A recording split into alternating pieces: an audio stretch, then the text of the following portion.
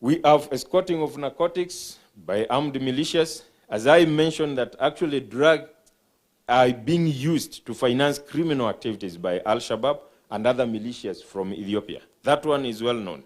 Now what they have resorted into doing, they are escorting, they have an armed wing of the same militia, which are escorting drug traffickers and barons. And sometimes they even use donkeys. If you arrest a donkey, Your Excellency, where do you take it? You just have to leave it, you take the substance, you go destroy it, because the owner is not there. And those donkeys are well trained. They know where to, the point where they are, the source to where they are going, the destination point, and going back. The next slide, please. We have an unregulated manufacturer and sale of pounded beer. Currently, ladies and gentlemen, especially in Eastern, we've been grappling with the presence of pounded beer, disguising as animal fins. We have Dume, we have Pweza, and we have Guzo. Though we have partly dealt with the factory, which I know is located somewhere in Monene, in Thika, the 3 factories. So this has been a problem here because this product is being sold in Nangrovets. Children can access, and all what you need is actually a cup of hot water. And in the next 1 minute, ukikoroga, you have your drink, your children are high, you get home, you think you have made them so happy, but you are dealing with people who are already high. That's one of the problems we have. What we are suggesting as agencies is that let even the manufacturers of this pounded product, the pounded beer, be subjected to the same treatment with other manufacturers. Let them not be given a leeway. If it's beer, whether pounded or in liquid form, let them be taken through the same process. We have poor role modeling. You remember during the campaign, sir, allow me to mention this, there was that clamor that there was presidential candidates who were hoping to legalize marijuana. That is poor role modeling, because now it has become so stuck in some of the minds of our youths that they are relating it to power and authority. So these are people we have a lot to do so that we can undo that damage. So even as our leaders, let us address what can help our nation. We rarely have emergency involvement, but I am happy to report actually Meru County, Tharaka Nithi, Isiolo, and Embu, as Nakanda, we feel involved currently. Before we were not. It's good I be very honest. I end up meeting with the leadership of Meru County, the liquor board, liquor control board. I know the governor is here. She was fully aware. The governor here has called us for meetings. The governor of Embu has called us for meetings. Isiolo, we have been given the authority to license by the county because they don't have the liquor law as they prepare their liquor law. So we feel if we involve other agencies, we will be able to compare notes and see what not to permit and what to permit. We have cultural and societal tendencies. It's like people have glorified alcohol in some of these institutions and maybe in functions at home. Mzazi anabeba pombe, it's allowed, and you know very well, even legally, we are not allowed to have beer anywhere near children. Diversion of ethanol, these I have talked about it, that manufacturers who have permit to purchase ethanol are the same people who are actually diverting this ethanol. Because they don't want to pay tax when they dilute the same ethanol, they are actually diverting it to counterfeiters. Someone has a factory somewhere in Nairobi, but he has a sub-factory in Embu which is not known. And that's where that ethanol goes. And I came to learn that ethanol is more profitable than making it, because when you make it into beer form, you are likely to pay tax. But with the diversion, you don't pay tax, but you're able to sell it and make a kill. We talked of court fines, which are lenient. We need them to be stricter. So we also request for the adequate budget and human resource. I will give an example of Nakanda in this region.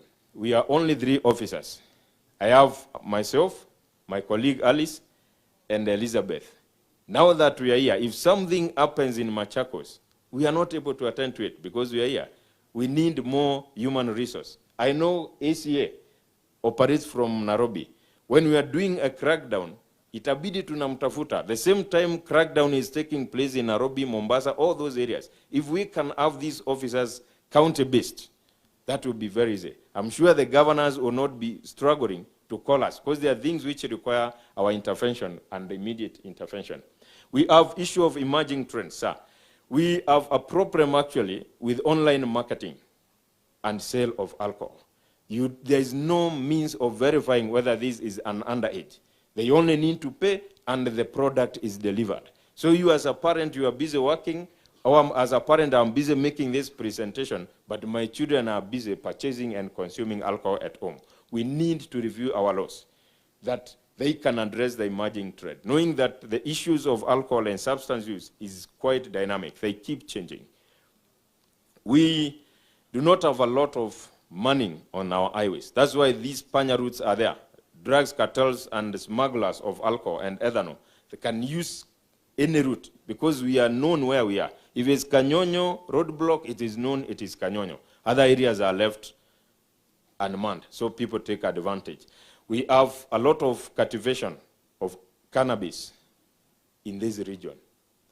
Other than the one coming from from Ethiopia and other places, our own farms, including our forest here in Mount Kenya, Timau area, people are literally converting that one into cannabis estates. So we need also we have suggested that we need to map those areas and let action be taken by us.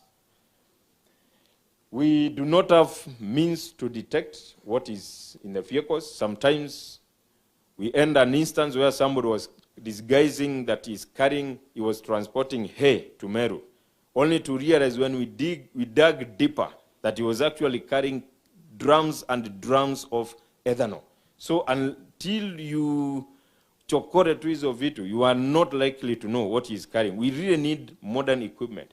I feel for the officers at Archer's Post. Sometimes you go there, sir, and you feel for them because they have to kupekua every piece. If they end modern equipment, it will be very easy for them. We do not have we have inadequate communication strategies and technologies, and we need latest communication gadgets. Inadequate consultation among players, because sometimes things are being done, kila mtu kivyake. So you realize what I've done as Nakanda, I've done the wrong thing. And I consultant KEPS probably would have arrived at a conclusive recommendation. Increased cases of drug trafficking in areas with reported cases of smuggling and firearm terrorism and human trafficking. That's why I mentioned that this is becoming a problem even and a threat to our national security. Because as these products are being brought to our country, ladies and gentlemen, the same group is carrying firearms because they are determined in an illegal trade. Also equally, this is that they use alcohol and drugs to finance their criminal activities. Delayed conclusion of court cases and prolonged storage of seized products. So we have a problem where police stations have become the dumping site of cannabis. And sometimes you feel for the officers manning the OB area because most of them are ever drunk and it's not their wish because that's the storage area. If we can have this, we have a law which allows immediate seizure and forfeiture of the same and the destruction of this, what we have seized. It would save us a lot of agony. Because the other alternative is we have a proper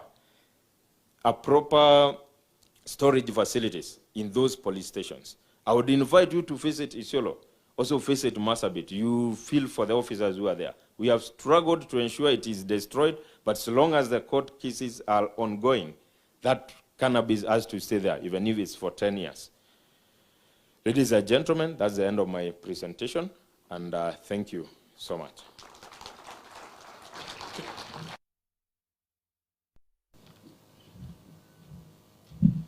Thank you, Mr. Njero.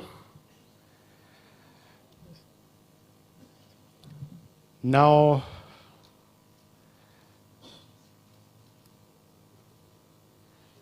it's my pleasure to invite the Cabinet Secretary for Interior and National Administration to make a few remarks and invite His Excellency the Deputy President. Okay.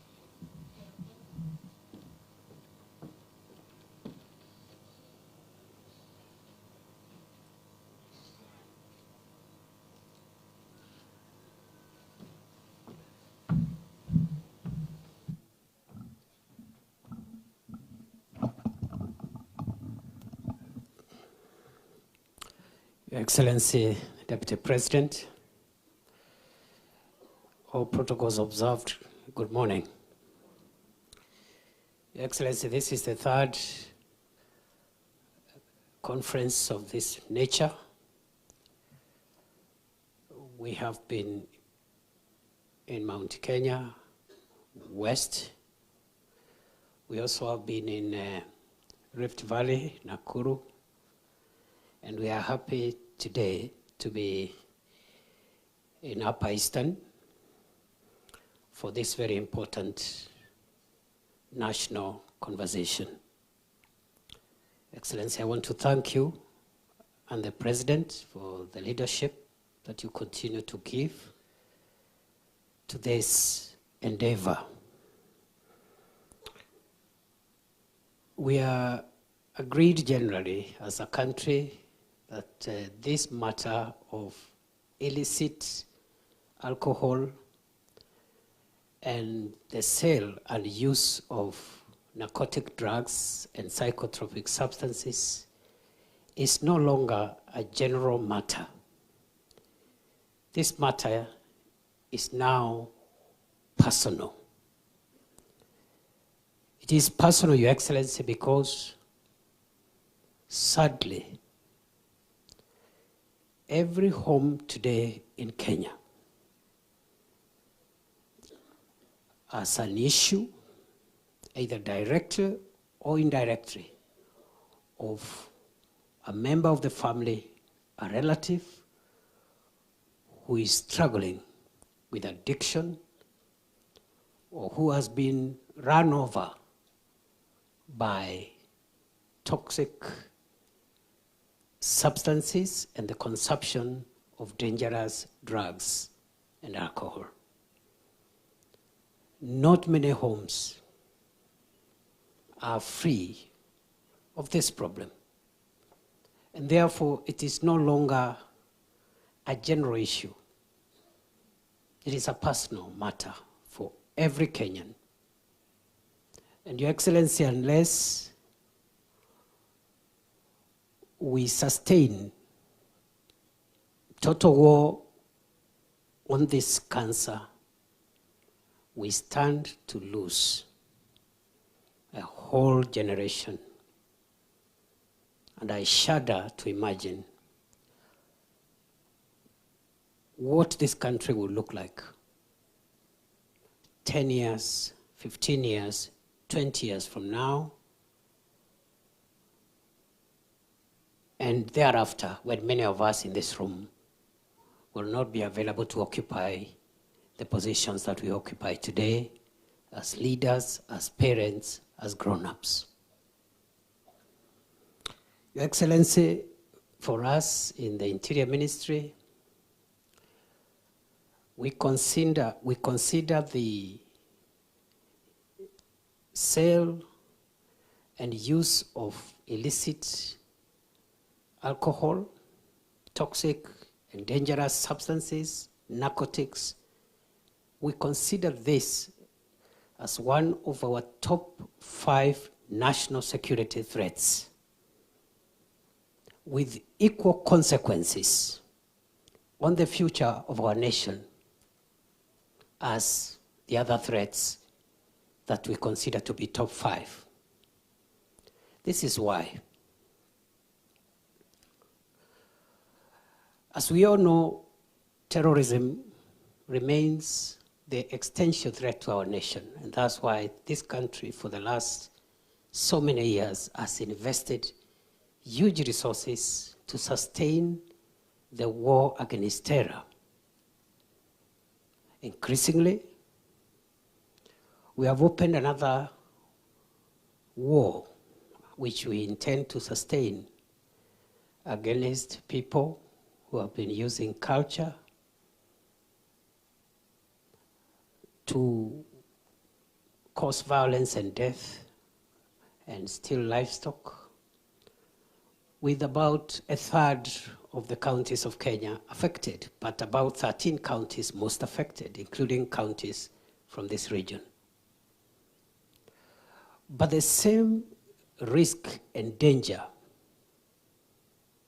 that terrorists pose on our people, the same risk and damage that bandits pose on the security of our nation, it is actually the same risk and danger that the people who manufacture, distribute, and sell dangerous, toxic substances that are destroying the health of an entire nation. It is the same risk that they pose. There's no difference. It's only that they use different methods. In fact, I dare say, what these substances are doing to this nation is worse than the damage that has been caused, even by bandits and terrorists, in terms of numbers. If we are not careful, we do not have a country. And I shudder to imagine what kind of a country we will hand over to our children when it is our time to go. Your Excellency, therefore, this exercise, I don't see it as a one-off thing. And once more, thank you for the leadership that you continue to give on behalf of the President.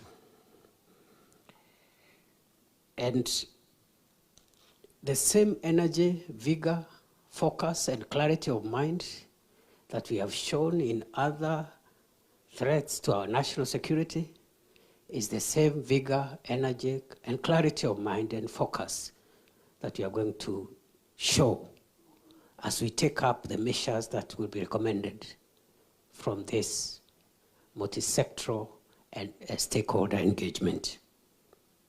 Your Excellency, we will increase our budget at the Ministry of Interior to deal with this problem. The same way, we have increased our budget in the fight against terror and the fight against bandits. I see no reason why, for example, NACADA should continue being underfunded. I want to thank you for your intervention.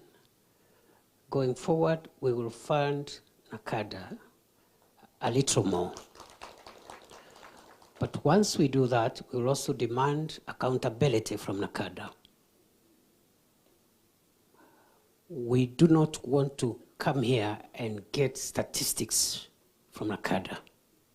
We want to get results. We want to be told what the taxpayers' money that we are going to enhance for you will bring in terms of making this country free from this dangerous phenomena. Your Excellency, there is no need of the country spending lots of money on education and health and agriculture if there are no people to benefit from those programs. And therefore, from us in the Interior Ministry, the corner where we have put bandits and terrorists is the corner where we have put those who manufacture, distribute, and sell dangerous substances and narcotic drugs to our children and to our people. Our wako WhatsApp group moja. Same. The same. And for a long time, we have tried in the past to deal with the cartels in this sector. They resist because they bribe government officials, and sometimes even government officials have been part of the businesses. They bribe leaders, including political leaders. They fund political campaigns, and because of that, they have got away with this matter for a long time. I am afraid to say, this time round, there is no escape route. There is no room to escape. There is nowhere to go to. those chiefs and police officers who are collecting small monies to murder our children and allow them lose lives in the manner in which the member for this area was saying, you will have a case to answer, not in the future, now. Any chief, any police officer who is receiving protection money from brewers, from drug peddlers, you are a threat to our national security. We'll get rid of you. We'll get rid of you. And as the Deputy President and the President has said many times, we will not transfer you to another station. We have stopped that business. Yes. We are not going to take you from Tharaka Nithi to Bungoma, because Bungoma is also part of the Republic of Kenya. And they deserve as good services as the people of Tharaka Nithi, isn't it? The politicians who have been receiving funding from these dangerous brewers of toxic substances and drugs, we are going to arrest you and prosecute you without exception. It doesn't matter who you are, whoever you are. The problem with a politician, because I have been one for a while, they have a sense of entitlement, and they believe because you've been voted for, you can overrun the country's legal system, you can do whatever you want, because you've been elected. Please, we're going to track every political leader who is part of this dangerous scheme to undermine our country's security. We'll investigate you very carefully. Once we get good evidence, we'll arrest you, prosecute you, and make sure you are convicted. And even if you are released by court, we'll appeal and keep on appealing. And eventually, if you are released, we'll see what else we can do. And I mean business. This should go out to all politicians, whether they are in the government party, Kenya Kwanza, or they are in the opposition. It really doesn't matter. This job I'm doing is very unpopular, and I've accepted. So I'm going to lose very many friends. Very many friends I am going to lose, and brothers and sisters with whom we have walked very difficult journeys together. But unfortunately, when it comes to service to the country, our country is bigger than friendship and brotherhood. So we'll arrest many of you, governors, senators, women reps, MCAs, all manner of people. Yes. And I said all manner of people. All manner of people does not exclude any person. Yes. And government officials, let me say this, Your Excellency, in your presence. Because I've listened to you, I've listened to President William Ruto. We are not doing very well as public servants, especially those of us who are serving in the public service. We are not doing very well. Those colleagues of mine who are serving with me in the Interior Ministry, the police, Ngao, we are not doing so well. That is the truth. People don't regard us very highly. They think there are some things we are not doing so well, because some of us take bribes, others look the other way and allow injustice to flourish, and we have no regard to the interest of the people who have no say in society. So we must build our image and rebuild public trust and confidence so that when citizens see a chief, when citizens see an ACC, a regional commissioner, when they see an OCS, they should see safety, security, rescue, and professionalism. At the moment, you can take a poll. Just take a poll. Take a poll and find out what people think about us. So we have a long way to go. And this is one area where I am afraid senior officers receive protection money to keep some of these criminals in business. And you're calling yourself a commander of something, a commissioner of something. We cannot allow this to happen over and over again. And as I've said, all the escape routes now have been sealed off. Because I know what President William Ruto has decided on matters of national security. Number one, no politics. Because you bring politics to national security, you destroy the country. Number two, we must be accountable. So we have a job to do, all of us. I know chiefs are finding it difficult to enforce the law because at the moment you require seamless support from the National Police Service. We are rectifying that issue because we don't have two countries, we have no one country. Law enforcement is for the country, and we must all deliver as one. And therefore, very soon, we are going to announce reforms to allow national government administration officers to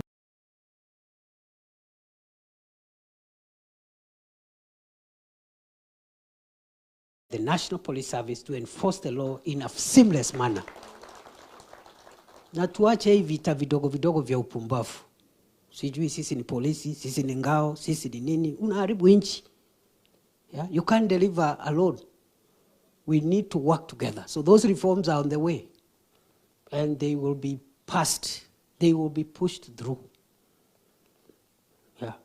We are not going to ask for democracy. We will push them through because they are in the national interest. So that a chief doesn't struggle. Some of my chiefs have been killed in banditry areas because they are tracking livestock and they are only carrying a stick, and those bandits are armed with very sophisticated weapons. Now, as I go,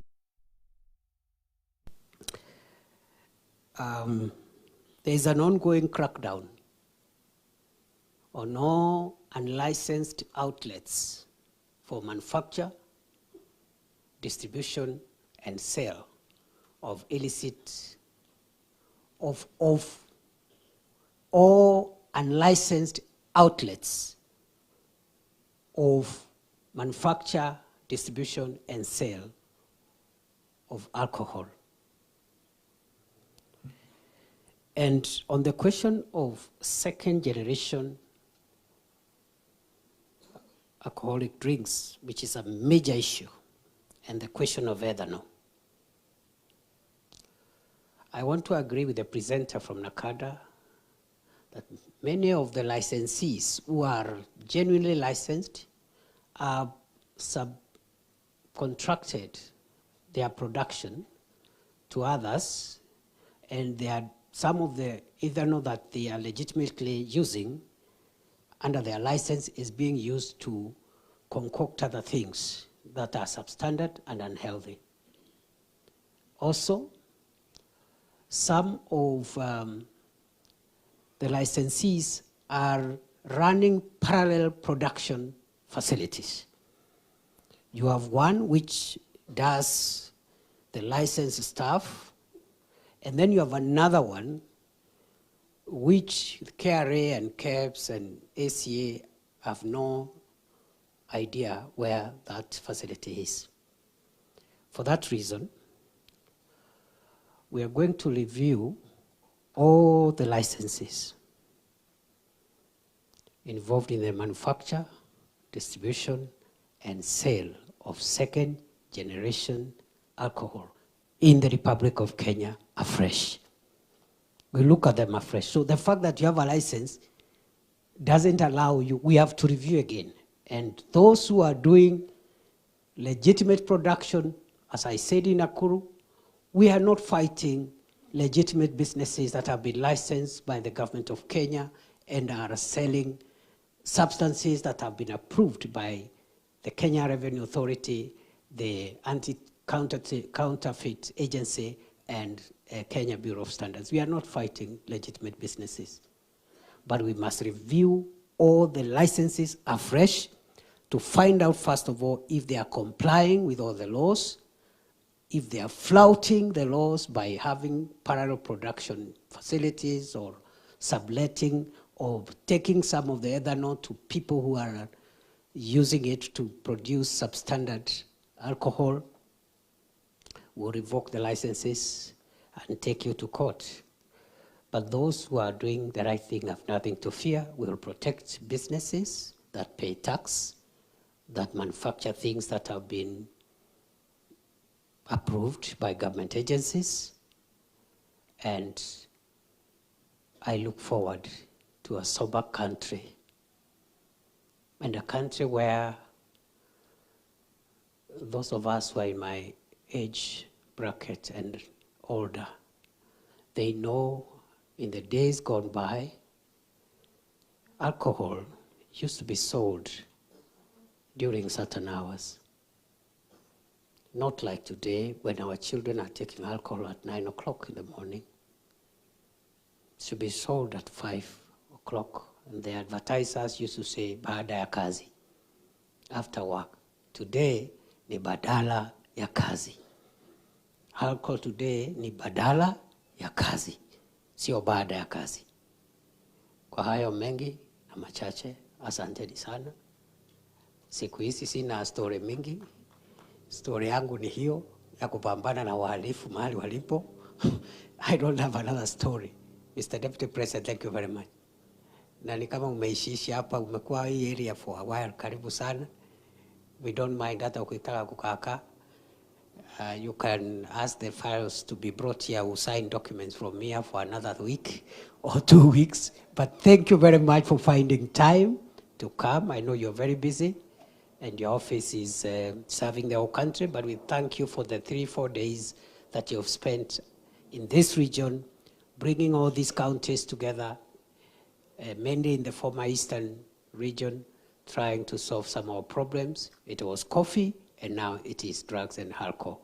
I request that we all be upstanding as we invite His Excellency Rigathi Gachagua, Deputy President of Kenya. Welcome, Mr. Deputy President.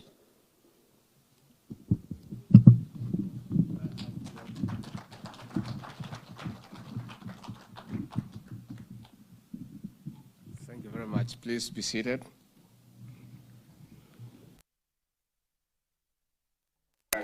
Professor Minister for Interior and Administration, Cabinet Secretary for Health, Misha, Cabinet Secretary for Agriculture, Livestock Development, Honorable Tharaka Nithi, Principal Secretary for Interior, Dr. Remo Domolo, Regional Commissioner, all the security teams present, Excellencies, Governors present, and no other senior government officials. Good morning. God is good, and all the time. I don't think I have much to say. Our good Minister for Interior has said what I needed to say. Mine is just to confirm and assert that what our Minister has said has been agreed on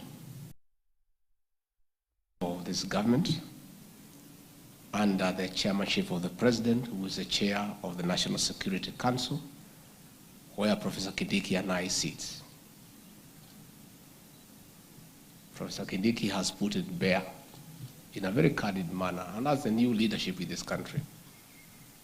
We don't want to cheat people and talk to them nicely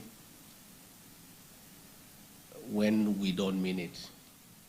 The new administration, headed by President William Ruto, says what it means and means what they say.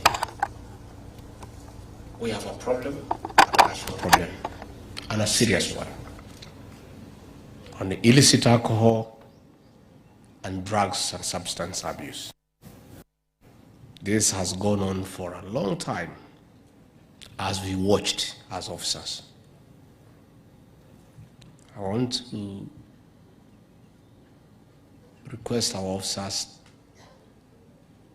to reconcile their conscience that much as they are officers, they are also parents. None of your children, including mine, is immune to peer pressure to veer into drug abuse. Those drugs you are allowed to go through the roadblock, those peddlers that you protect and take cheap money, they'll find to your own child. They'll find their way to your own child. These children, when they leave in the morning, you don't know where they go. As we sit here, we don't know what they're doing. And God has a way of punishing people. If you take bribes for drugs to spoil other people's children, there's a God in heaven. You too have children and you have relatives. I want to talk to you as a parent. I want all of us to agree as we live here that we are parents. And what you like to happen to a child, please wish the same for other people's children.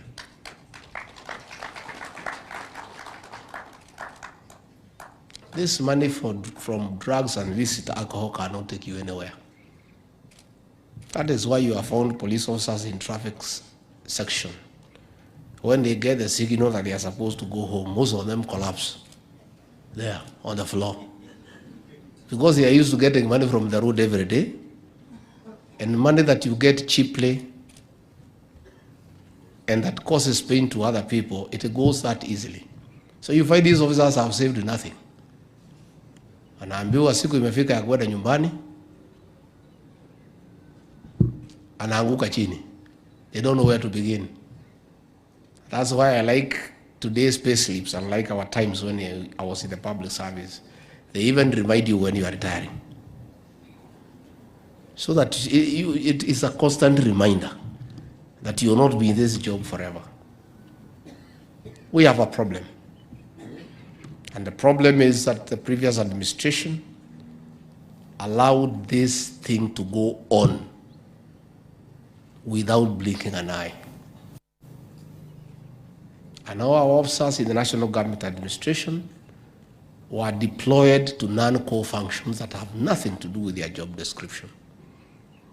All these county commissioners here, all these deputy county commissioners here, all these ACCs here, before we took over, for about 4 years, they had been deployed to market PBI and to sell Project Azimio.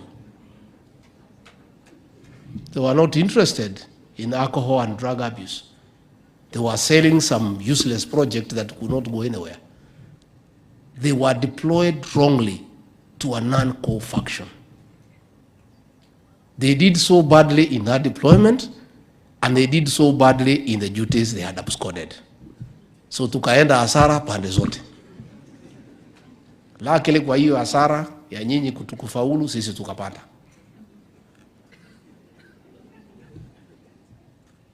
Professor has said here, President William Ruto has pronounced himself, and he told the county commissioners and regional commissioners when they called on him, this administration will never deploy you to do politics. First and foremost, because it's wrong. Two, and in the most realistic manner, you are also bad at it. because you tried and you failed. So we would be stupid to rely on you to do our politics. You can't. Hiyo havana kazi yenu na muijui. Nyinyi mnafikiria mkiwa na crown na kuna mtu mnamwambia pale anaweka kura. You cheat yourselves. Wanawaambia ndio, wanafanya opposite. William Ruto na mimi hatuna haja mtu saidie kwa siasa yetu. Hata tukimwambia mtu saidie mtu tuharibia. Hatuna haja. We will never deploy you into politics, including our own members wa Kenya Kwanza. Hawa kina Naomi ati akwambia umfanyie siasa, umwambie atembee. Hiyo hapana kazi yako. You cannot do politics. Police officers were used to do politics. Kuliko waende wakachukue pombe, walikuwa wanatumwa kutawanya mikutano yetu, na hata wanatoa mpaka hema kama hii. Police officers dismantling tent like this one. They are not trained in matters, erection and dismantling of tents. I don't think that was taught anywhere in Keganjo or in Embakasi. You know, misuse of public officers for a selfish and a stupid cause. A whole government took time to deploy government officers paid with public resources to do something that they are not trained for, that has nothing to do with their professional calling, and they are bad at. I want to assure you, please do your work. And that's why we are here to tell you your work, because we need to wake you up. Labda mlisahau mkaenda kwa ile kazi nyingine. Sisi hatuna hiyo biashara na nyinyi. Hata moja.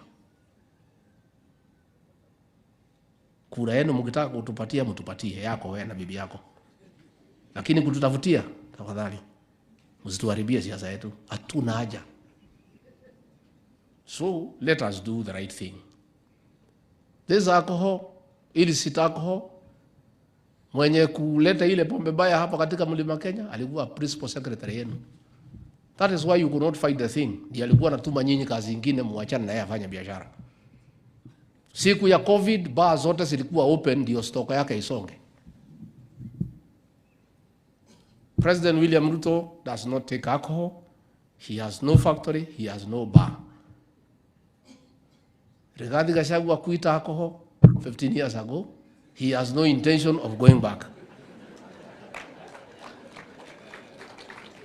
He has no factory, he has no outlet, and he has no any arrangement whatsoever to get one. Huyu Professor Kindiki does not even take Coca-Cola because it looks like alcohol. Huyu Raymond Omolo is allergic to alcohol. Jafeth Kome ni mtu ya chai. Bwana Kaja ni mtu ya chai. Sasa kama mko mambo ya pombe na bangi, you are on your own. Your leaders are not there. And this is the administration that will sort out this nonsense.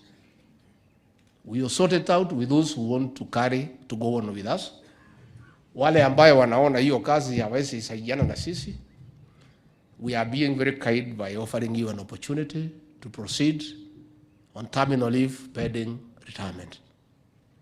Wangapi wanataka terminal leave pending retirement? Inueni mkono. Kama hakuna ni sawa, it's good. Let me say I was in this uniform with the regional commissioner here for 14 years. Hii kazi mimi naelewa kidogo tu, si sana. I'm a bit rusty, I've been away for too long. But for what I can remember, mambo ya illicit alcohol is a simple decision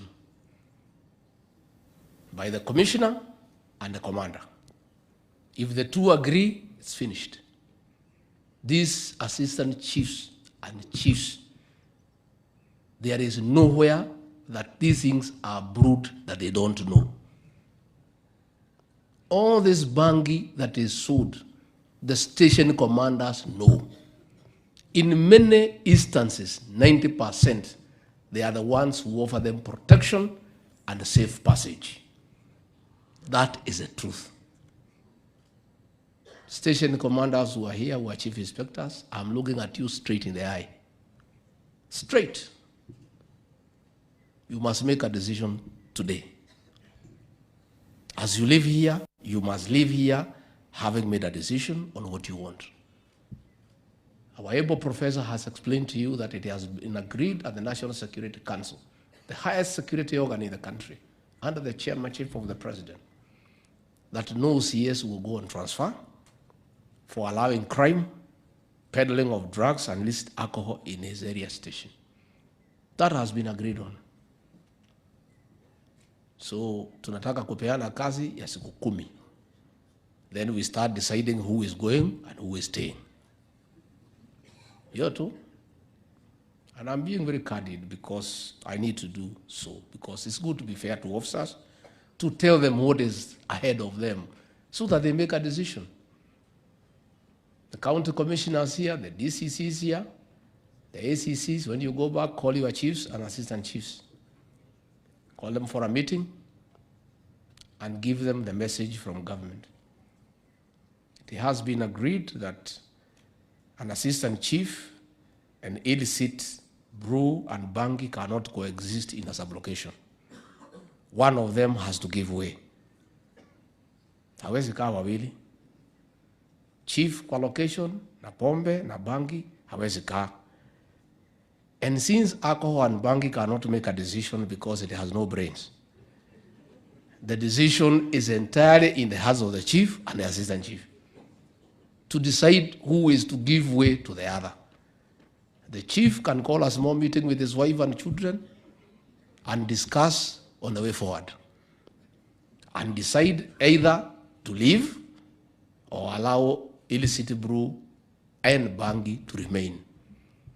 That is a message you take to the chiefs and the assistant chiefs. When I was here, I went to all Meru stations on Friday night. I talked to the chiefs directly. Yesterday, I went to another Kikuyu station. I talked to them directly in a language that they understand, because hii Kizungu labda inasumbua hawa. The supervisor of these chiefs and assistant chiefs is the assistant commissioner, the deputy county commissioner, the county commissioner, and the regional commissioner. Regional commissioner, county commissioner, deputy county commissioner, ACC, you have delegated responsibility to the chiefs and assistant chiefs, and delegation is a good style of management. But I want to remind you and caution you, when you went to the Kenya School of Government, you were taught one thing: you can delegate authority, you can delegate responsibility, but you will never delegate accountability. So you are accountable for the performance or the non-performance of your chiefs.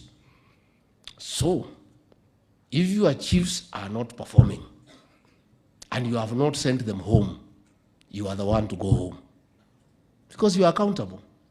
The buck stops with you in your region. The regional commissioner is the eye and the ear of the president here in Eastern Region. So if the president has said there will be no Bangi and illicit alcohol, regional commissioner, it is your work on behalf of the President of the Republic of Kenya to make sure that happens.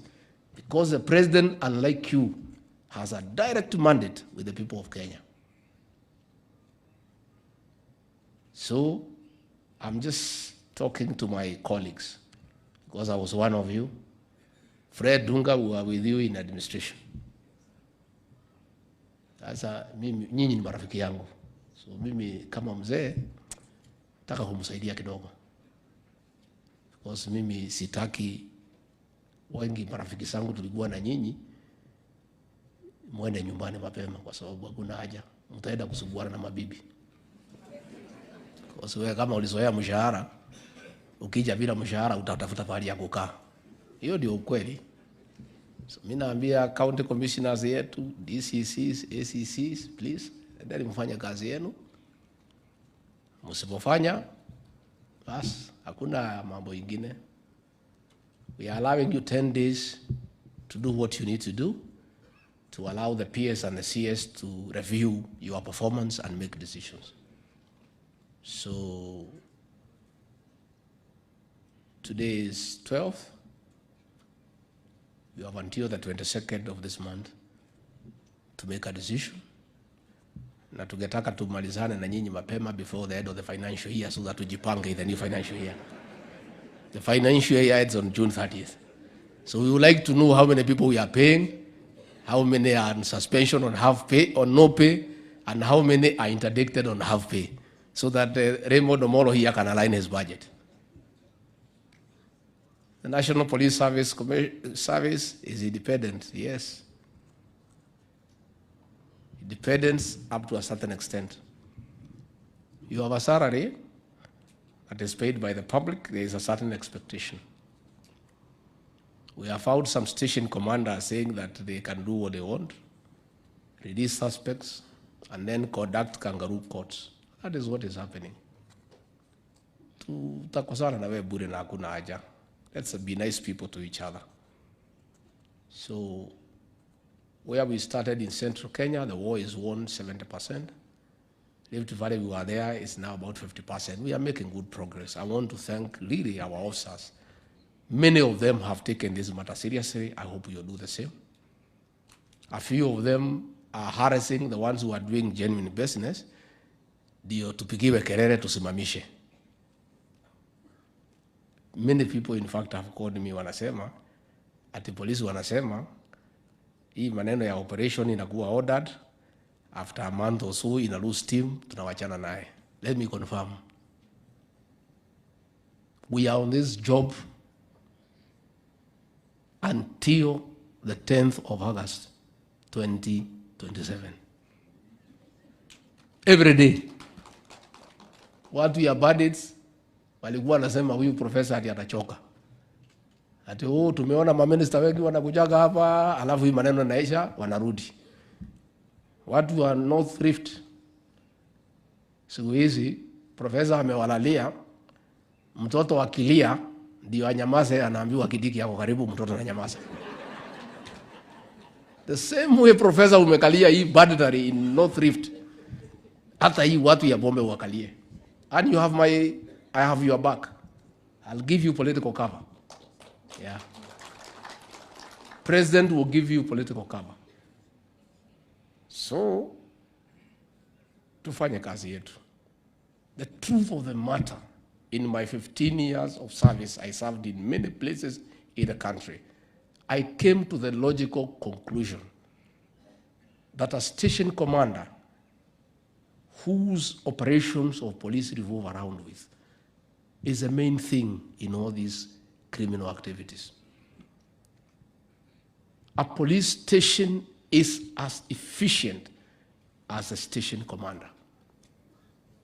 A police station is as rotten as a station commander. A police station is as corrupt as a station commander.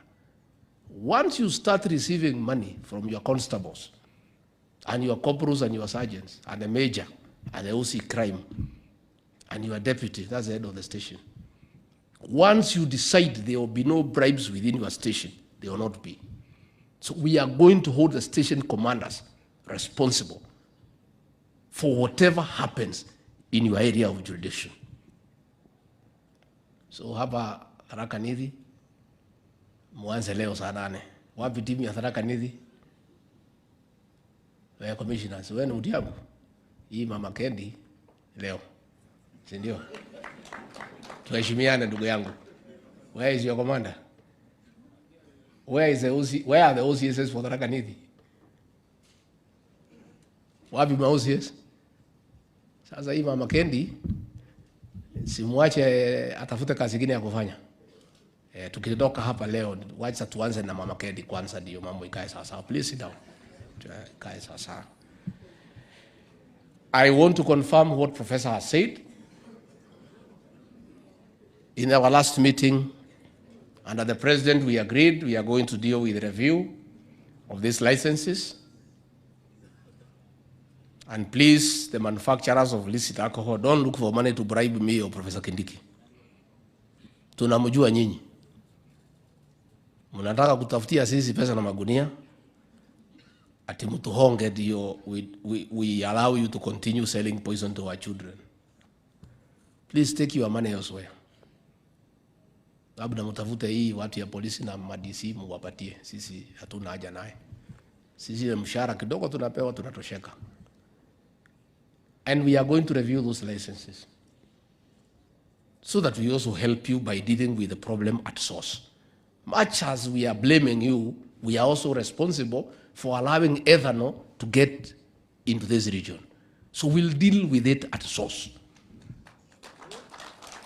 Na nyinyi, the way Minister amesema wa Interior, all the illegal establishment, within the 10 days, you must not only shut them down, but take those people to court.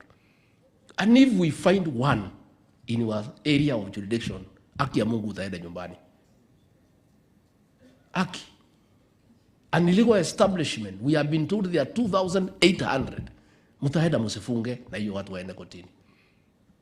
Mkikula hongo siendelee, hiyo hongo ndio utaenda naye mpaka siku utakufa. There will be no other income from government. Those illegal establishments, you close them, that's your work. The legal ones, mtuachie. Sisi wenyewe, na watu ya KRA, watu ya counterfeit, watu ya KEBS, National Police Service at a higher level will deal with it. Nyinyi mudeal na these illicit ones. Kwa bangi, hiyo ni yenu because there is no establishment that has been licensed to sell bangi. So hiyo una excuse. Una. Na hiyo watu mnawajua. So please, let's agree and do what we need to do, and all will be well. Finally, governors, my sister and my brothers, mumetuangusha kidogo. Hata vile tunalamu hawa, hata nyinyi mkitafuta revenue, you have licensed everybody to be a bar and restaurant. Kila mtu katika hii area. Bar and restaurant ile sisi tunajua ni kama ile hoteli mimi nalala pale Meru.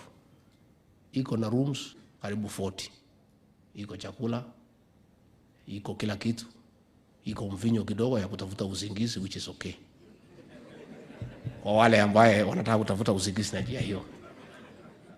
Sasa nyinyi magavana mumeenda kwa shopping center. There are 10 establishments.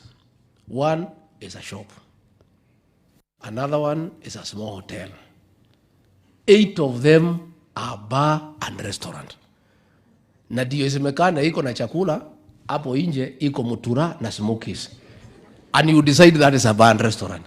Hapo nje tu, just near the door, iko jiko hapo, iko mutura hapo mtu anatengeneza, tunasema hiyo ni bar and restaurant. Hata nyinyi mmetuangusha. The truth of the matter is that this problem was compounded with the advent of devolution. Before, when the DC was chairing the liquor licensing court, it was a very strict affair. And only those people doing the right thing were licensed. When governors came, wakitafuta revenue, ukilipa tu receipt application, you use that one as a license. So kila mtu anauza pombe, anauza kila kitu. We are asking the governors to consider, we are requesting you with a lot of humility. When we leave here, if you agree, you do what people have done, sit down with your county commissioner, police commander, Nakada, and review the licenses the way we are doing at the national government. Shut down most of these places. I want to thank the governor of Murang'a, Irongo Kangata, Mutu ya Barua. He has made a bold decision. He has shut down 1,800 establishments. Hiyo watu wanamulima kisiasa. Hao 1,800. Lakini yeye alikuwa na kura 1,400. Sasa 1,800 minus 400,000 is negligible. Hii watu wanakunywa wanalala kwa mtaro, hao sisi hata tunaja naye. Kwanza wamepoteza kitambulisho, so they cannot even vote for you. On the day of voting, they are drunk. So, let political leaders not fear this exercise. We don't want to take you the route Uhuru Kenyatta took you because aliumiza nyinyi. Alimwambia nyinyi mkamwaga pombe. Hiyo hapana kazi yenu. How can a member of parliament go kwenda kumwaga pombe? What he had failed to do is to know his men were not working. So instead ya kuambia wafanye kazi, akaambia MP wakafanya kazi ya polisi. Na MP wakapata shida mingi sana. Because wewe ni mtu umechaguliwa. Sasa pombe ya mtu taenda kumwaga on what ground? Let these people do their work. What we are asking the members of parliament here is to oversight. Oversight for us. Waangalie, sasa nikitoka hapa patusi utanipatia report. That's all I need from you. Hiyo peke yake inatosha. Ukimaliza kuniambia what's going on, waambie professor, uachie hapo. Leave the rest to us. And that's all we're asking from leaders. Don't do anything else. Nimtuambie OCS fulani gari yake namba hii na hii ndio nasunguka every Friday kuchukua protection fee. Bas. But don't be malicious. Just be truthful because you are a leader. Don't msituletee fitina ya kuumiza officers. Just be truthful.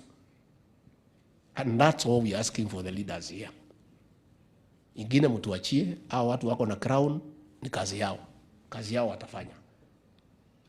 And once we do that, we'll be fine. Number 2, tunauliza governors pia, tafadhalini. I talked to you in IBEC. I want to talk to the governors here. At least wale wetu, wapande yetu, at least nyinyi mtanisikiza.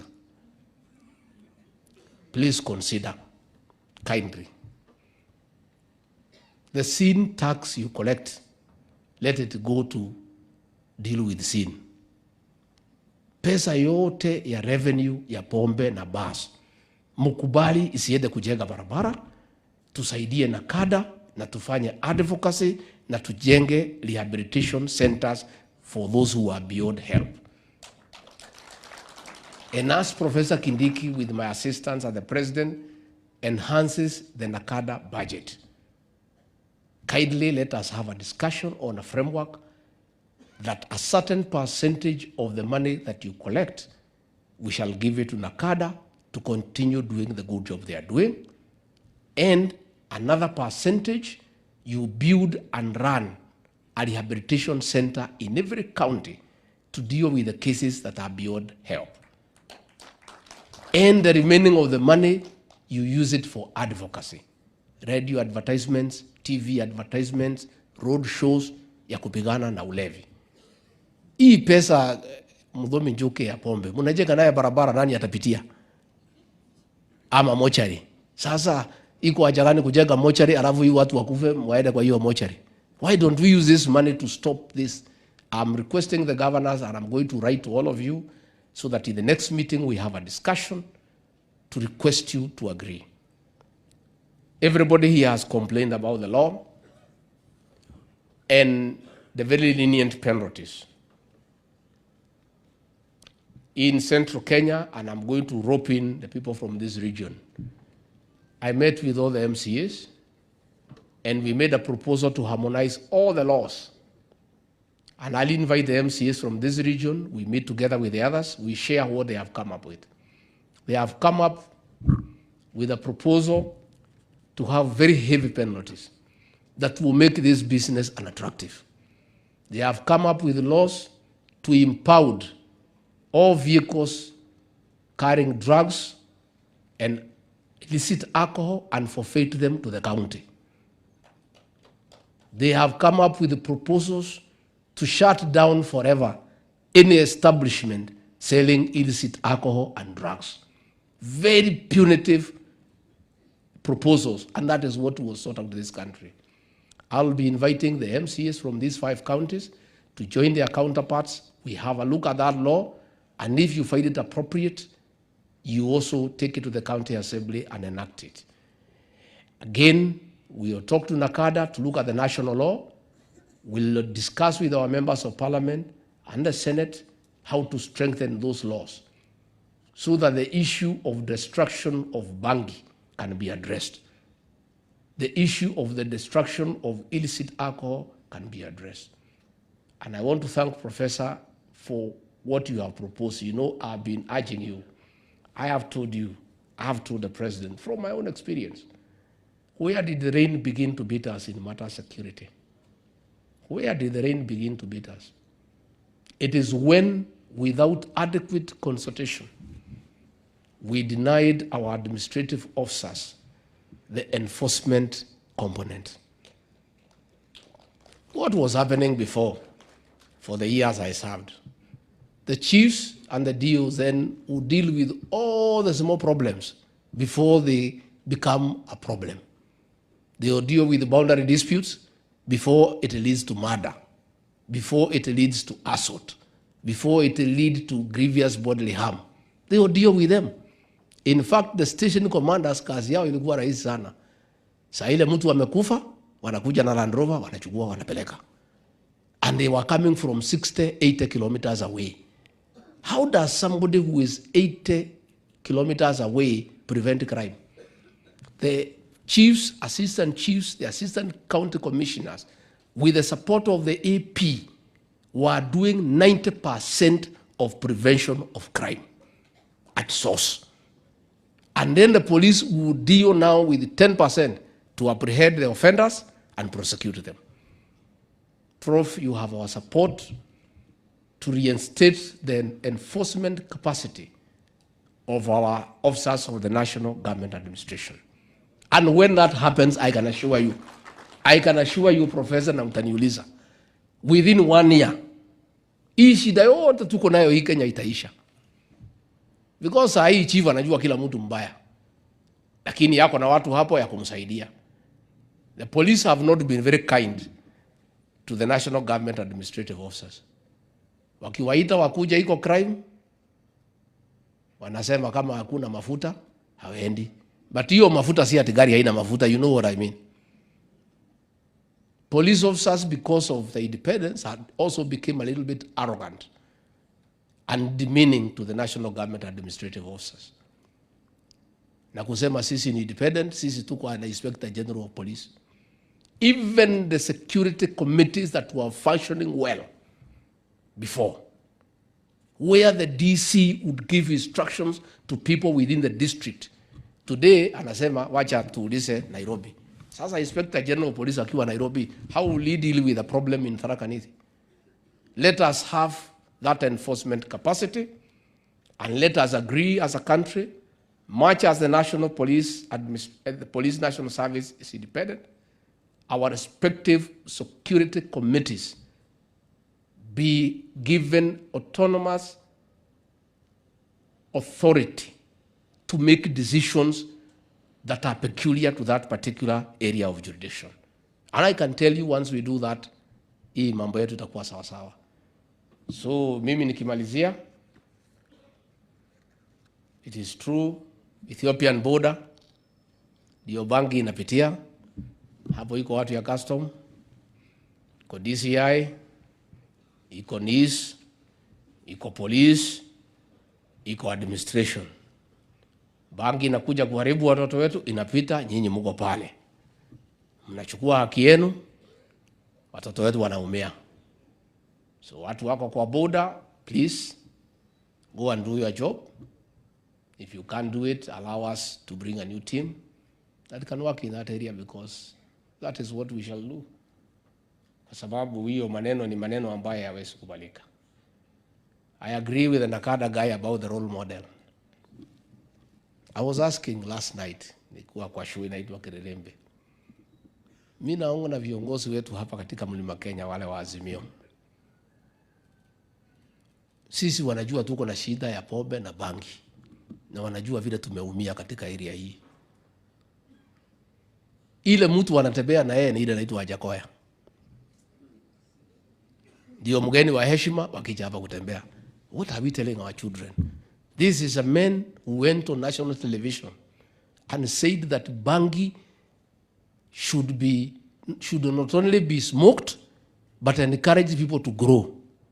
And then this is a person you are bringing to a region that is having a serious problem of bangi. What message are you sending to our young people? I want to ask those leaders from this region, please, when you come here, come and talk your things. But I beg you, don't come with Gachagua. Because what are you telling us here? We have a problem. Don't we have a problem on bangi? Sasa hao ni viongozi ya kina Martha Karua. Ile mtu amesindikisha hao ni Gachagua. Na anasema ati apigiwe makofi. Kwani watu wanatudharau kiasi gani na kutuchekelea? When you bring Gachagua to this region, you are simply laughing at us. Ile mtu anasema ati bangi tukuze, ati bangi ni mzuri, hapa tuko na shida, pato mnalia bangi, alafu analeta hiyo mtu anaitwa Gachagua hapa. Si wewe utajua vile utafanya? Please, I want to ask our national leaders, save us this Wajakoya thing. It's very embarrassing to us as leaders. How would you move around with a fellow who is saying that bangi should be allowed? Na ndio mnatembea na yeye ati ndio mtu ile mnaamini ati kiongozi wa Kenya. How? So, even ourselves as leaders tuko na shida mingi. I think we have a big problem. Mambo ya online marketing, again with the laws, we'll look at it. Mambo ya diversion of ethanol, we'll have a meeting with the professor on Wednesday tukubaliane vile tutafanya. And finally, I want to ask all leaders, please sit with our teams. I want to urge the governors to talk to the county commissioners and have a good relationship. When we came in, the previous administration had created a wedge between the national government and the county government. Ourselves, we told our county commissioners, I called them for a meeting, that we are one people. We serve the same people. There is gain when we work together. I want to ask these governors to consider where you have challenges of budgetary, put money aside to give allowances to the National Police Reserve. Where there are issues of transport, county governors consider buying and maintaining vehicles to be used by these officers. Because hata ukijenga barabara, ujenge hospitali na watu yako hapana lala, you are wasting your time. Security is everything. It's a prerequisite to development. So please, I want to encourage our officers of the National Government Administration. Kaa karibu na governor wako, kaa karibu na mjumbe wako. We used to build even canteens for police officers. Wale tulikuwa tunapelekana mzuri. Lakini kama wewe kazi yako ni kuchukua pesa ya banki, hakuna mjumbe atakujengea ofisi. Mjaribu kukaa na hawa waheshimiwa, wako na pesa ya CDF, hawa county governors wako na pesa ya county. If you have got a good relationship, you can make a lot of progress in your area of jurisdiction. Nakumbuka zamani sisi tulikuwa tunafanyia mpaka ma-OCS pate wakiondoka. Siku hizi hakuna. Wewe umekuja umeharibu area. Umekubalia pombe. Ati siku ya kuondoka ati watu wakufanyie farewell. Hakuna mtu watu wanasema hiyo mtu akwende. Hata hajaondoka. Anangoja nini? But when things were working and things will work, you find the community loves you and the community appreciates your work because you have come to give a service. Finally, county team ya Isiolo na ya Meru. Muko wapi? Wapi Isiolo na Meru? Can you sort out that nonsense at the border? Hii maneno ya watu kukufa hatuwezi kubali. Hatuwezi. Dunga. Who is the county Omoding? Wewe mtu wangu. Unajua pahali wewe nilikutoa Olomoran. Usiniangushe. Please, can you sit, can you have a joint security committee and sort out that nonsense on the Meru-Isiolo border? Pale Igembe North, watu wamekuja kuniona jana wanalia machozi. Cross-border cattle rustling leading to death is unacceptable. And you guys, if you want, you can sit down and sort it out. Have a joint operation. Dunga, you are a seasoned officer, I know you. Omoding, I worked with you. Why do we have a problem? And mimi najua nyinyi ni watu ya kazi. How many days? Yeah? 1 week? Omoding? You know you are called Geoffrey like me. Nasitaki professor akuumize kwa sababu ni mtu wangu. Please, you sit down and within 1 week can you sort out that nonsense of that Meru-Isiolo border because it's senseless. It doesn't make sense to anybody. It's something that if you people sit down, you can sort out. Please sit down. Najua nikija area, I also pick a lot of things. Nimekaa hapa siku 4-5. Professor hapa nikikaa, hilo nasema wiki nyingine moja, kuna watu wataenda nyumbani. So acha niende Nairobi. Kwa sasa unajua mimi nimefungua milango, kila mtu ananiambia what is happening. Jana nikiwa kwa TV, iko mtu ametuma message hapo. Ametumia presenter anaitwa Jenga, akataja chief na area na yeye ndio mwenye kuuza pombe. So kutoka hapo nikafuadia RC akatumana. Akakuta chief, mwenyewe ndio yuko kwa counter. Sasa chief amekula nyumbani. Because I'm accessible. Professor here is accessible. Hamuna bahali ya kujificha. Let me tell you, within 10 days, we'll have a full report on who is working and who is not working. Because sisi ni watu ya raia, ni watu ya grassroots. Na tumekubalia wananchi kutuongelesha bila kuogopa. Hata nikija hapa iko mlevi amenisimamisha. Akasema wewe Rigiji, nipatie chakula ya kukula na utusimamishie pombe, mimi ninakunywa kwa sababu kumefunguliwa. Kama ingefungwa singekunywa. As I was just coming from here. Nimeona mlevi anasimamisha, askari wakijaribu kukuza, sema mwana, acha nisikize hii mtu. He has a point. So, uko wapi? Wapi OCS area near here? Sasa wewe umeanguka. Sisi nakuja conference ya pombe. Asubuhi saa 3. Watu yako ni walevi. Na tunakuja hapa, minister yako iko hapa, PS iko hapa, niko hapa. Sasa what do you have to say? Utasema nini? Mimi nimeona na macho. OCS. Ewe, please sit down. Lakini wacha pia mfanye kazi ijulikane tulikuwa area. Sababu mkifanya kazi itajulikana professor alikuwa hapa, nilikuwa area. Na mkifanya sisi hatuna maneno. So I want to thank everybody, and I want to say that I want to commend Professor Kindiki and his peers.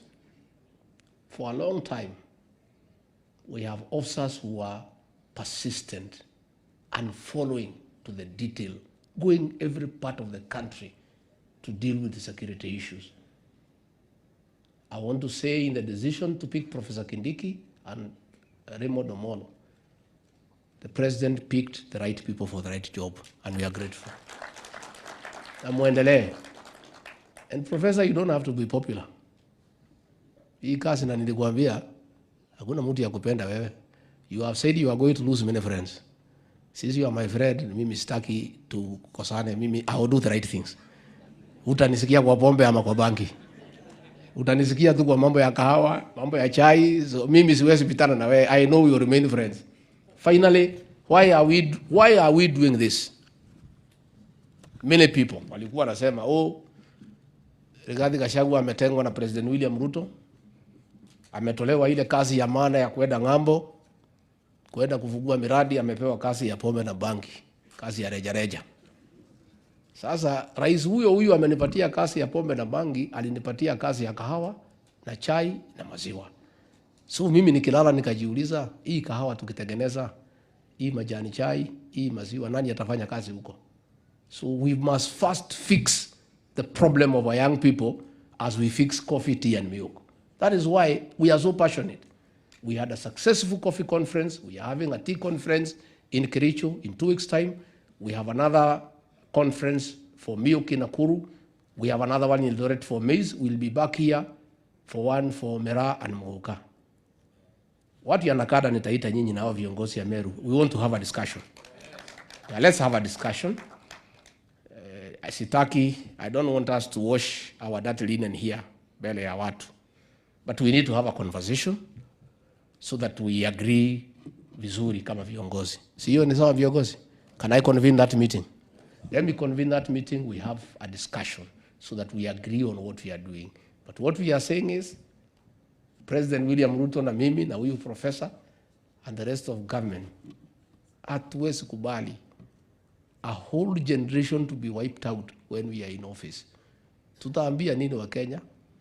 Tukirudi hapa 2027 kutafuta kura na pombe naendelea na bangi, tutaambia hao watu nini? Sasa mimi sitaki president ameniambia nipigane na hii maneno, na sitaki unga yangu imwagike. Unajua ile tabu nilipata ndio nifike hapa. Nilikuwa na shida mingi sana. I didn't need this job to keep it. So nikiona wewe utamwaga unga yangu, nitamwaga yako kwanza. It is only fair. Si ndio mofaya? Ukiona mtu anataka kumwaga yako, umwage ya? Na akitaka kumwaga ugali na yeye anamwaga mpaka kitoweo. So you people, and By the way, we are not bad people. You know, if we are bad people, tungeanza kuvuta nyinyi bila kuongea na nyinyi.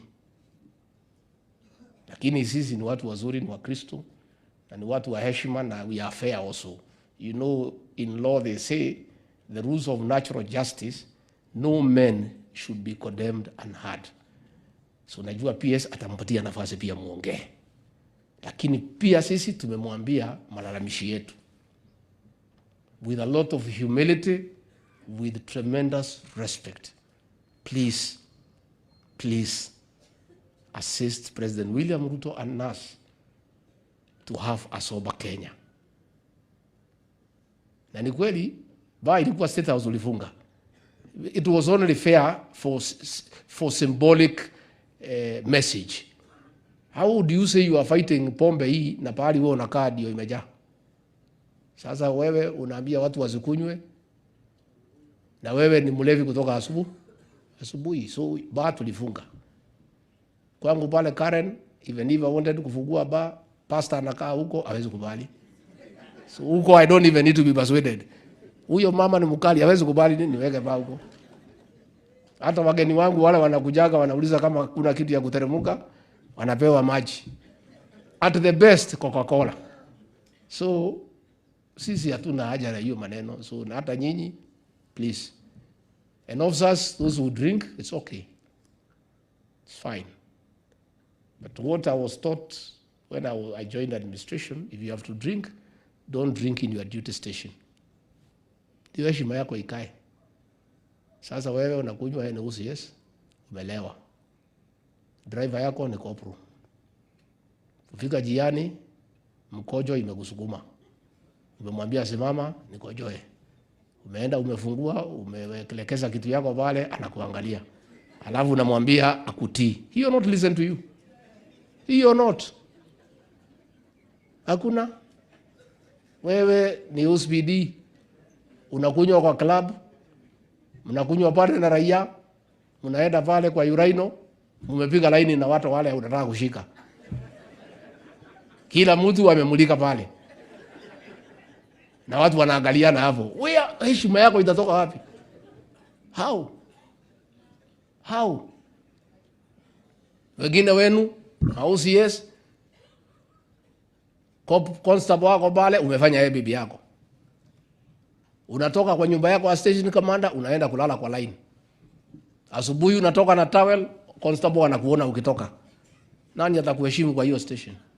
Nobody will respect you.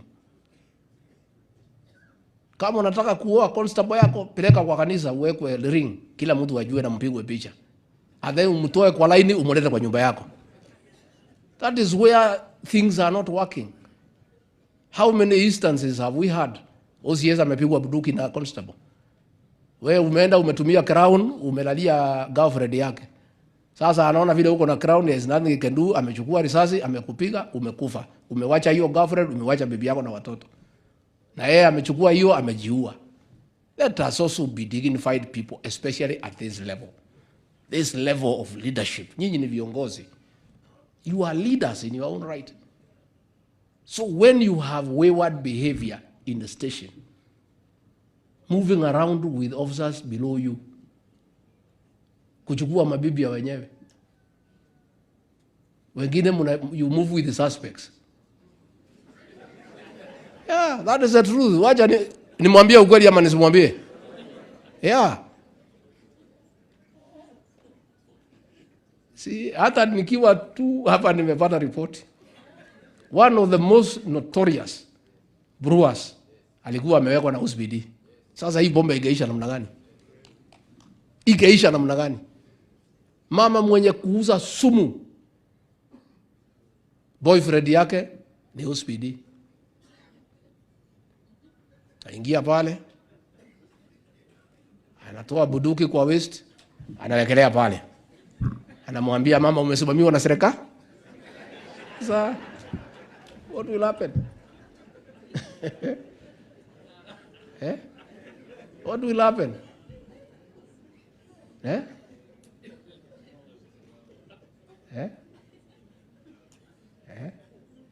Unajua nilikuwa station inaitwa Navaholo 1995. Mtu akakuja akaniambia, hii chief yako ananisumbua na tutaonana hivi karibuni. Amelalia kwangu, anatumia crown, amenitoa kwa boma yangu, tutaonana. Mimi nikaita hao machifu, nikasema vile mimi nasikia, sikuambiwa ni nani, lakini hiyo mzee vile ameongea, kuna mtu anakuja kukata makende hapa.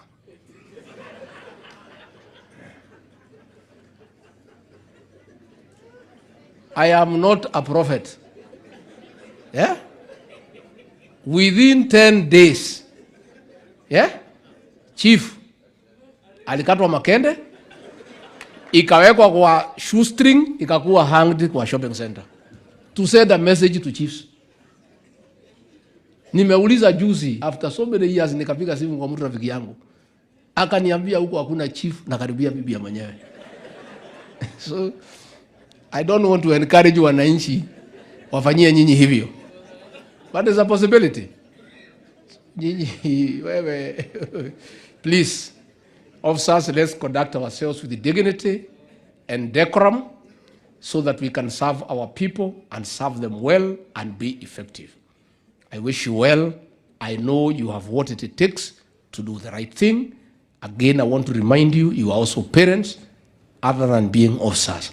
Please do the right thing, uphold the law, eradicate crime, apprehend offenders, and make sure you have sufficient evidence to secure successful conviction.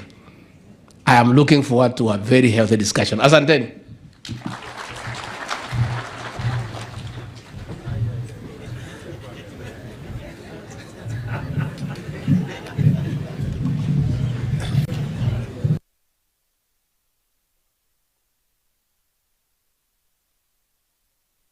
Thank you, Excellency.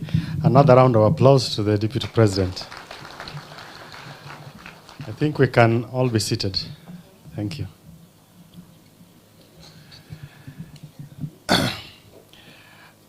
I'm looking at my watch. We are scheduled to be done in another half an hour, so that then we allow the officers implement the instructions by His Excellency, the Deputy President. And I would want to give some guidance in terms of our contribution. Is that number one, we would want to be very brief in terms of our reactions. And if an MP or someone has talked about something you wanted to bring up, then you don't have to repeat it.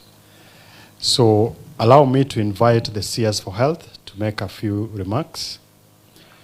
And then after the CS for Health, I'll have the CS for Agriculture and Livestock, and then the governors present, but I'll guide as we move forward. Karibu Waziri. Yeah.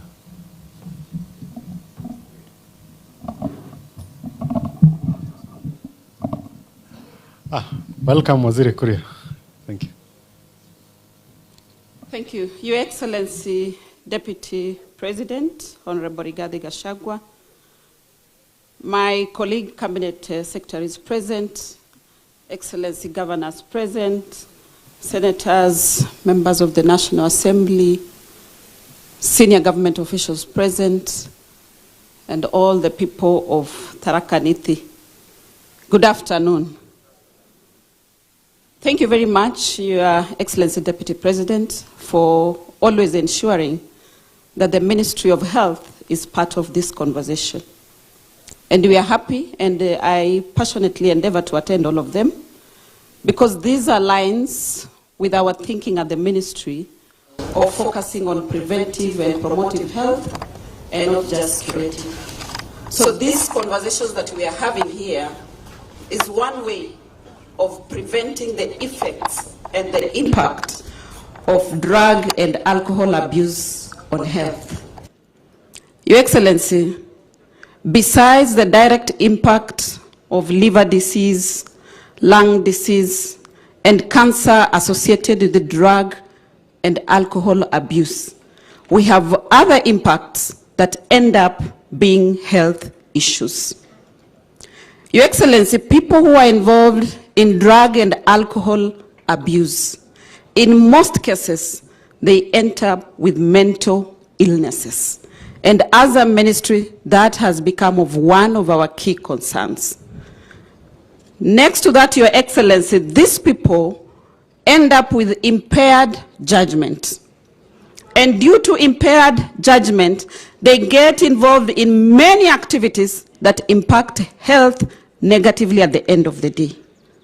Many of these people, Your Excellency, are the ones that you will find are involved in gender-based violence.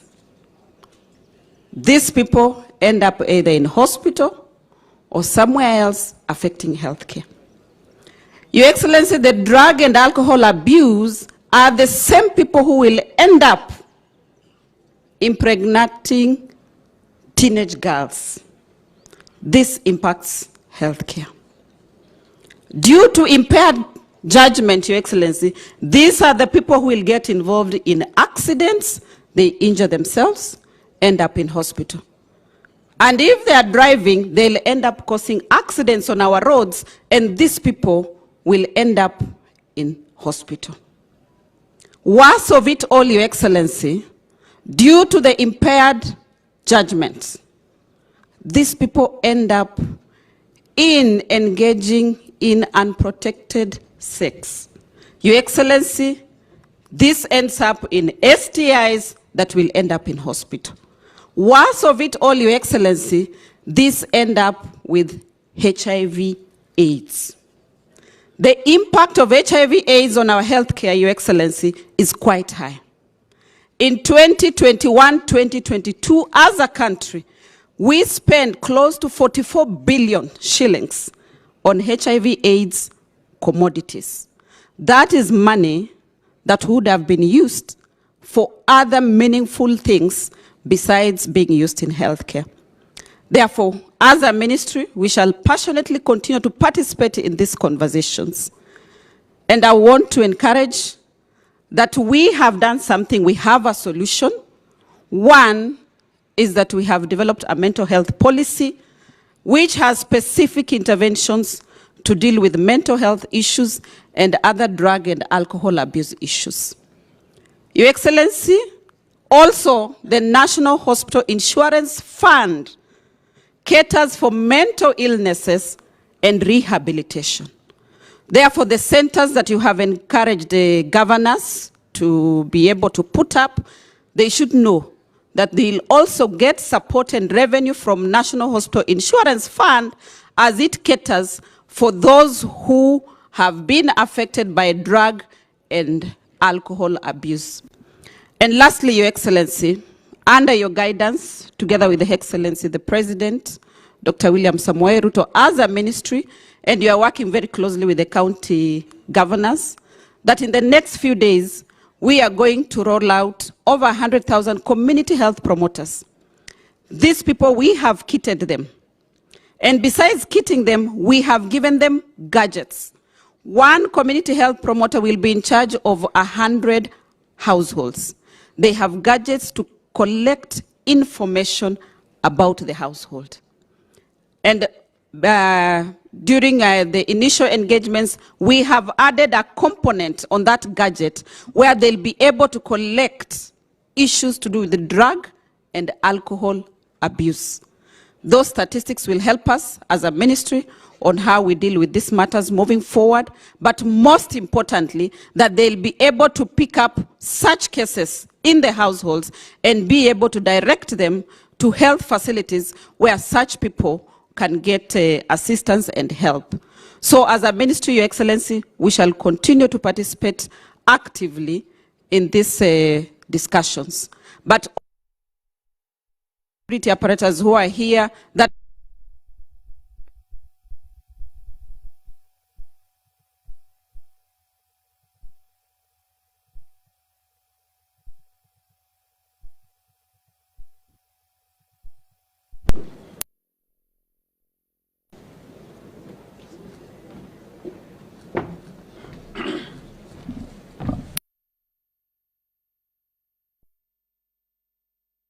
Your Excellency, the Deputy President, or the members from different counties, that are here this afternoon. Let me be very brief and, with your indulgence, Your Excellency, probably share my experience in this important topic that we are discussing here, being one of the leaders from this region. And I want to really say that I have participated in this debate before, and I remember some time back in the year 2008, and it's on record, I used to have an DCC by the name of Mr. Kipkemei, who rose to the ranks and became the county commissioner one time. I don't know whether he has retired, but he was such a very, very good officer.